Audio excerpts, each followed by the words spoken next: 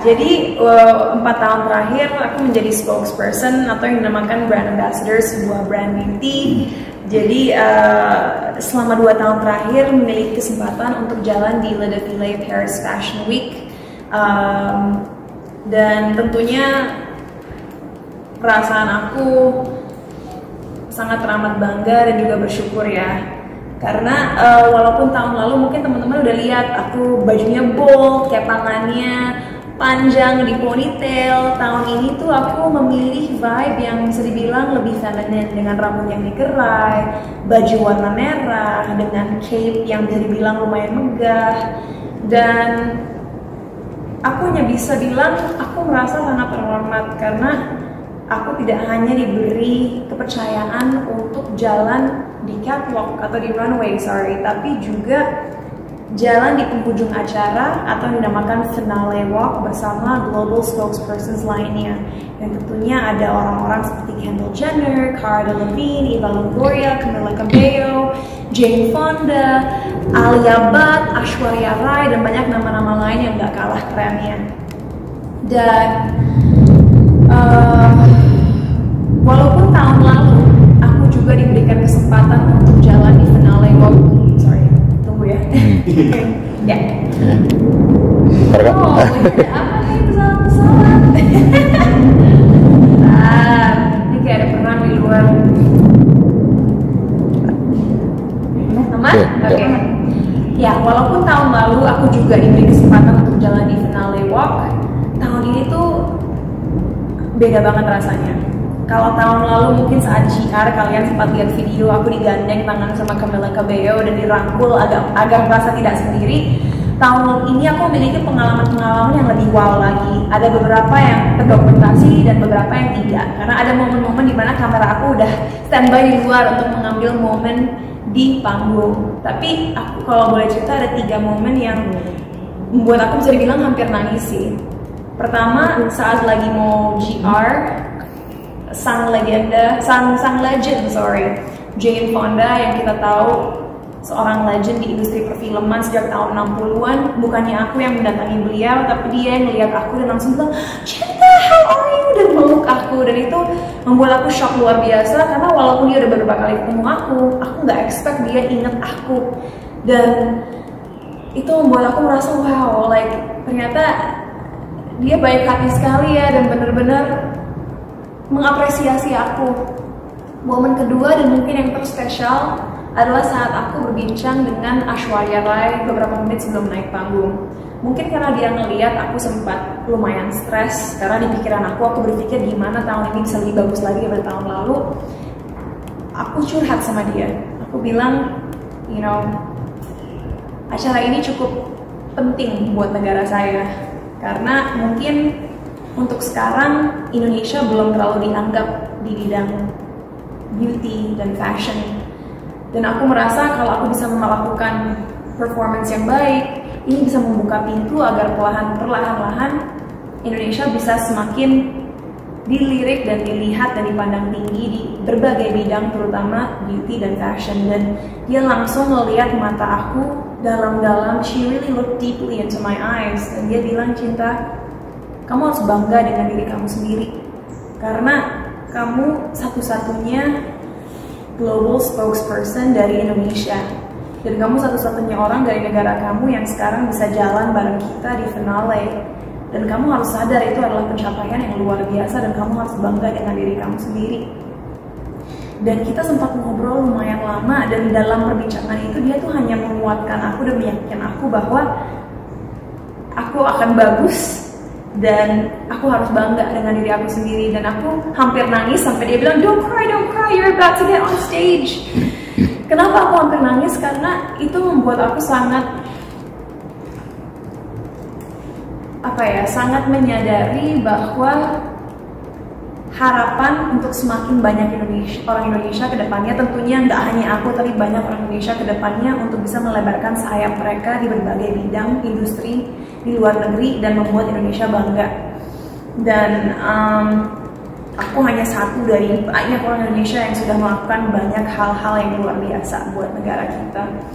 So nggak kebayang aja seorang legend Bollywood seperti Aishwarya Rai akan menyisikan waktu untuk ngomong sama aku kayak gitu. Dan momen ketiga yang paling spesial adalah kalau tahun lalu saat finale walk aku agak gugup dan lebih bersembunyi, tahun ini aku jalan di row pertama persis sebelah Aishwarya Rai, melemparkan bunga rose ke penonton dan melambaikan tangan, dan itu adalah suatu hal yang gak pernah aku expect, karena lagi-lagi aku tahu Indonesia kita masih banyak sekali yang harus kita perjuangkan untuk bisa berkembang menjadi lebih besar di industri fashion, tapi untuk mereka menganggap aku setara adalah suatu hal yang gak pernah aku bayangkan sebelumnya. Dan seumur hidup aku dari kecil aku hanya melihat orang-orang ini di layar kaca, dan tiba-tiba sekarang bisa satu panggung sama mereka dan bahkan memiliki julukan yang sama seperti mereka, yaitu spokesperson brand kecantikan tersebut. Aku hanya bisa bersyukur dan berterima kasih kepada Tuhan karena bisa memiliki pengalaman-pengalaman ini. Jadi mungkin suatu hal yang shocking banget tadi pagi, ada salah satu tim aku yang nge-tag aku di Instagram dan menunjukkan bahwa ada publikasi internasional yang naruh foto aku bersebelahan dengan Heidi Klum. Dan ya mungkin untuk teman-teman yang kurang familiar, Heidi Klum adalah seorang supermodel asal Jerman, dan gak pernah kepikiran in my life bahwa aku bisa dipublikasikan dalam satu frame dengan dia. Dan ada juga dari brandnya sendiri tadi pagi foto kita di tangga, di mana semua global spokespersons dari berbagai negara berpose, dan salah satunya aku persis di belakang Jane Fonda. Itu tuh surreal banget. Dan ya sampai sekarang pun setiap aku cerita aku masih yang wow, I can't believe that happened. Nggak bisa bohong ya guys, sebenarnya di hari H itu adalah momen yang stres banget karena bangunnya jam 5 pagi dan dari pihak brand diharuskan melakukan berbagai kegiatan.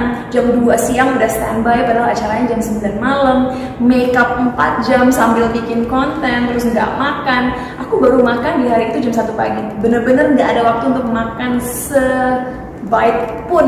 Jadi kalau kita pikirin stresnya sih lumayan overwhelming, tapi kalau kita lihat hasilnya, pengorbanan itu, perjuangan itu semuanya worth it gitu. Dan aku udah sempat bilang ini sebelumnya sih, tapi banyak orang yang nanya ke aku, gimana kamu promosi di Indonesia, kamu ngomong apa tentang Indonesia.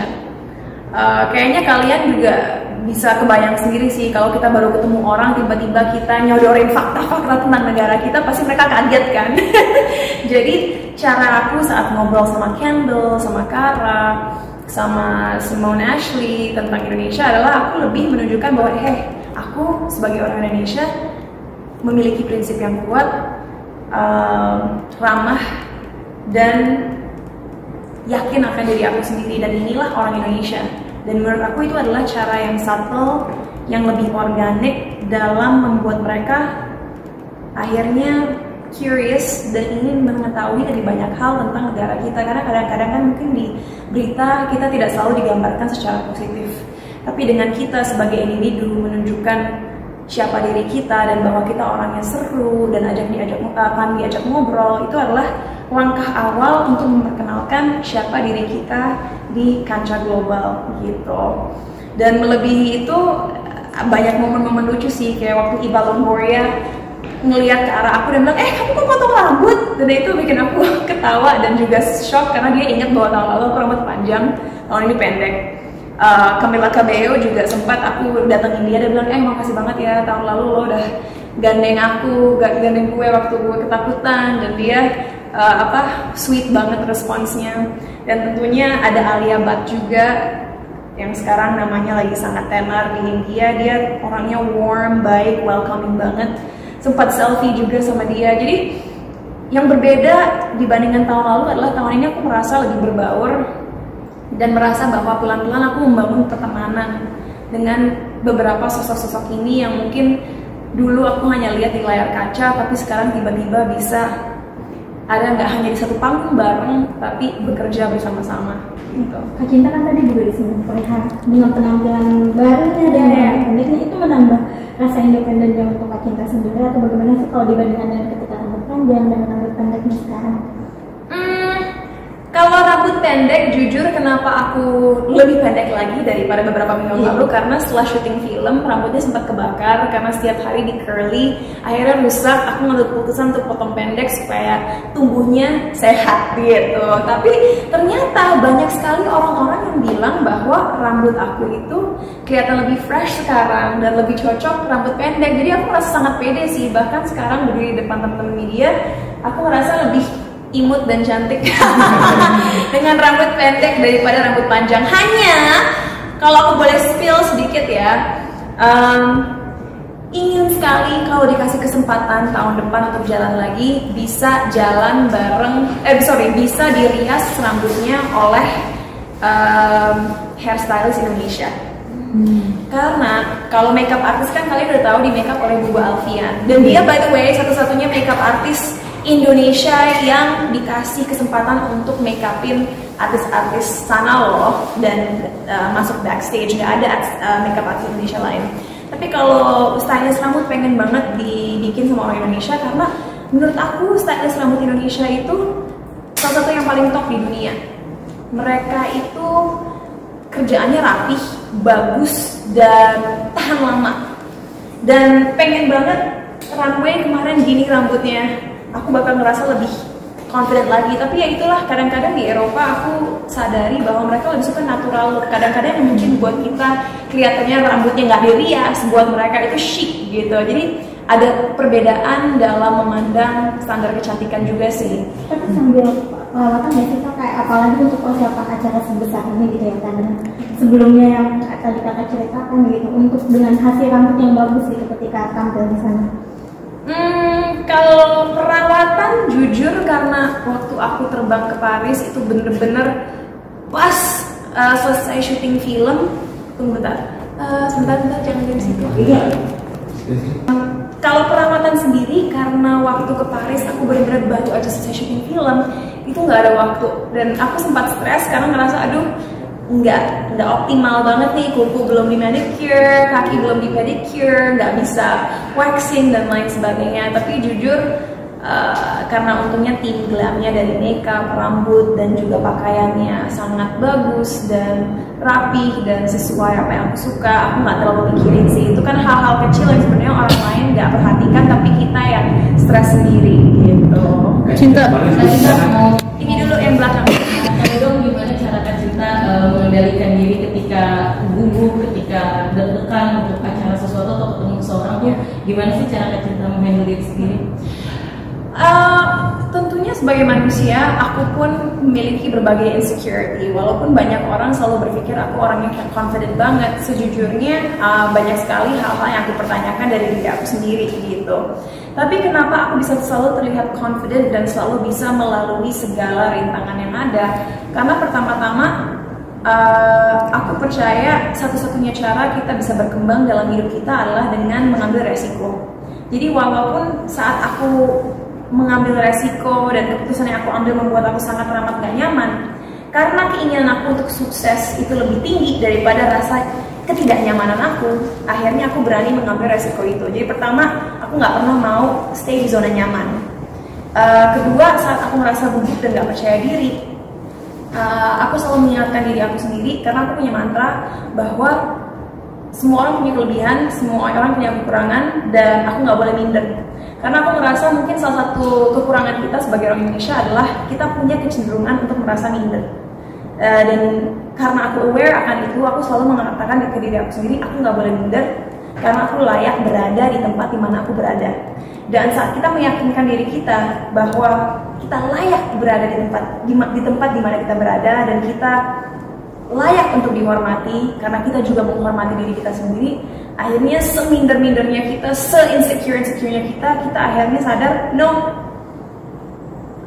I deserve to be here, dan just be yourself gitu. Dan kalau orang lain tidak menerima diri kita secara positif, ya udah, kita tidak bisa mengontrol reaksi orang lain. Hal yang terbaik kita bisa lakukan adalah memancarkan energi positif, tentunya memiliki sopan santun, dan just have fun gitu. Kak Cinta, sempat viral Kak Cinta, makeup artis yang dibawa ke sana rate-nya cukup fantastis. Itu seperti apa respon Kak Cinta? Makeup artis yang mana nih? hebat yang kan? di sana yang di sana. Maksudnya yang make upin Iya, aku? harganya cukup dibilang cukup mahal, 500 juta lebih. Itu gimana? Aku nggak bisa berkomentar soal rate orang lain karena aku tidak ikut dalam healing proses ya, jadi aku nggak tahu rate-nya berapa dan kebetulan aku nggak dengar soal berita viral ini, jadi aku nggak tahu. Cinta, kalau baju-bajunya sendiri yang dipakai pas catwalk itu kamu pilih sendiri, nentuin sendiri atau gimana sih? Jadi kalau teman-teman udah mantau social media aku, kebetulan kalau baju yang ada unsur batik dan kebayanya itu dirancang oleh Ansu, dan itu bukan untuk acara catwalknya sendiri. Jadi untuk acara di luar catwalk, aku diberi kebebasan untuk bekerja sama dengan berbagai desainer Indonesia. Tapi kalau buat catwalknya sendiri, fun fact, itu tuh benar-benar saat landing di Paris, kita langsung dibawa ke tempat fitting di mana ratusan baju udah di-prepare oleh pihak brand. Jadi saat kita sampai sana bahkan warna pun ditentukan oleh mereka. Kita hanya bisa coba model apa yang paling cocok dengan tubuh kita, dan yang paling cocok ya itulah yang kita kenakan untuk fashion show-nya sendiri. Jadi bajunya dirancang oleh desainer Eropa, dan itu sih perjuangan kita untuk tahun depan dan tahun-tahun seterusnya adalah gimana caranya bisa pakai desainer asal Indonesia. Tapi untuk sekarang sayangnya dari pihak brand, mereka yang memilih semuanya, kita hanya bisa milih model, tapi dari warna sampai baju-baju opsinya udah mereka tentukan. Kita hanya bisa pilih dari opsi yang mereka berikan. Kak Cinta juga misalnya bawa kain batik ya buat baju ini. Ya, jadi sehari sebelum hari H aku berkesempatan untuk interview Cara Delevingne, dan setelah interview aku ngasih dia batik, dan biar jangan sampai dia keliru dan berpikir batik itu dari negara lain, aku langsung bilang ini tuh oleh UNESCO sudah dinobatkan sebagai heritage asal Indonesia. Itu clear tuh, aku underline this batik is from Indonesia. Jadi saat dia lihat dua sisi yang berbeda dengan motif yang berbeda, dia happy banget menerimanya, dan kayaknya sih kalau aku ngeliat raut mukanya, she really liked it, nggak hanya pura-pura suka. Karena kalau membahas soal perjalanan Kak Cinta itu yang sukses di semua bidang hal, tapi kan kamu nggak tahu gitu perjuangannya seperti apa, dan mungkin ada sisi gagalnya dan sebagainya. Kalau boleh tahu seperti apa sih? Ya. Banyak orang sejak beberapa hari ini bilang, wah keren banget ya pencapaian kamu, bisa satu panggung dengan orang-orang legendaris. Aku hanya bisa bilang ya, aku tentunya sangat bersyukur, luar biasa dan bahagia. Tapi sebenarnya aku punya goal yang lebih besar daripada itu. Aku berharap dengan apa yang terjadi kemarin dan juga tahun lalu, ini hanya permulaan dari sesuatu yang lebih baik lagi. Dalam arti, harapan aku adalah suatu hari nanti bisa mungkin main film bareng salah satu dari mereka, atau main series, atau bahkan bermusik dengan salah satu dari mereka. Intinya aku ingin sekali bisa menghasilkan karya yang spesial, yang long lasting, yang lebih berdampak lagi. Bukan bilang bahwa catwalk itu nggak berdampak, karena dengan seperti ini aja, ini menyadarkan bahwa Indonesia memiliki talent-talent yang layak berada di panggung internasional. Tapi ingin sekali membuat karya yang lebih timeless dan lebih effort gitu, hasil kolaborasi. Jadi doain aja, hopefully something like that can happen in the future. Support terbesarnya siapa sih Kak? Dari pasangan juga kan mungkin? Of course orang tua dan pasangan support, tapi ini jawabannya agak garing. Kayaknya support terbesar adalah dari tim aku di kantor sih, karena saat hari H beberapa dari mereka malahan sampai nginep di kantor biar bisa nobar dan juga ngepost ngepost hasil acara. Jadi ya gimana? Kak Cinta bicara soal insecurity, memang apa sih hal yang bikin Kak Cinta tuh belum percaya diri? Secara kan Kak Cinta punya nama besar, udah populer, istilahnya punya segalanya di usia muda gitu. Itulah kekurangan manusia. Sesukses apapun kita, secantik apapun kita, sebertalentanya kita, selalu aja kita merasa kurang. Jadi aku mengakui bahwa aku pun banyak yang harus dibenahi, karena aku sadar bahwa sebenarnya aku nggak layak komplain tentang apapun. Tapi aku pribadi, insecurity aku berakar dari keinginan aku untuk selalu mencapai lebih banyak hal. Karena mungkin kan aku udah berkarya dari umur 12 tahun ya, aku selalu sudah terbiasa bahwa kalau aku bikin karya berarti yang nonton harus banyak. Kalau aku bikin karya harus dapat award. Kalau aku sekolah harus dapat nilai tertinggi. Gara-gara gratifikasi itu, sekarang di usia dewasa, di mana aku baru sadar bahwa hidup itu tidak bisa selalu diplan. kalau ada sesuatu yang tidak berjalan seperti planku, aku merasa oh berarti aku udah gagal, oh berarti aku memiliki kekurangan ABC, oh berarti aku nggak mampu. Jadi banyak pertanyaan-pertanyaan eksistensial yang berada dalam kepala aku gitu. Jadi mungkin nggak seperti perempuan pada umumnya yang dibikin insecure adalah suatu hal yang fisik. Apa yang membuat aku insecure adalah pencapaian yang aku merasa harus lebih bombastis lagi setiap tahun, dan itu tentunya bikin gelisah ya, dan juga bikin hidup kadang-kadang nggak nyaman, karena kalau kita nggak pernah puas, akhirnya yang kita kejar adalah validasi eksternal, dan itu nggak sehat karena bisa berdampak kepada kesehatan mental kita, kesehatan emosional kita. Untungnya aku memiliki kesadaran ini, cuman kadang-kadang walaupun kita sadar kan susah untuk menerapkan. Jadi ya itulah konsekuensi jadi anak ambisius. Tapi kamu pernah nggak sih mengalami hal titik terendah dalam hidup? Beberapa kali, cuman mungkin agak sulit untuk di explain dalam interview sesingkat ini, dan sebaiknya nggak diceritain kan nanti orang tahu. Tapi udah beberapa kali. Kan tadi kan belum dibahas hal apa namanya di dalam sebuah karir gitu. Sedikit dong kayak untuk pasangan sendiri seperti apa sih pikinya seorang Katrina, pencariannya seorang Katrina ketika terakhir, karena aku udah harus pergi. Tapi soal pasangan, singkatnya gini deh. Tadi aku sempat ditanya, pasangan gimana kamu pergi ke Paris, nanya-nanya terus nggak kabarnya, marah nggak, kamu nggak punya waktu untuk update. Jawaban aku mudah sih, aku nggak mungkin bisa punya pasangan yang mengontrol aku dan tidak percaya dengan aku.